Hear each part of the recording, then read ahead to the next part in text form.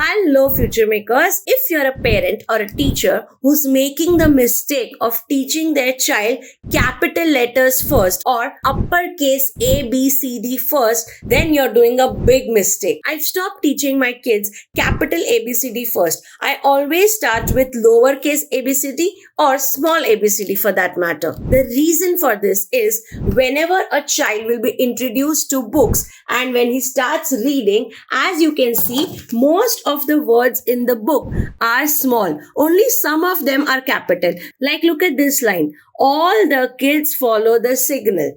And look at these things. Everywhere you can see lowercase letters. That's because whenever the child starts reading, only one of the alphabet of the word will be capital.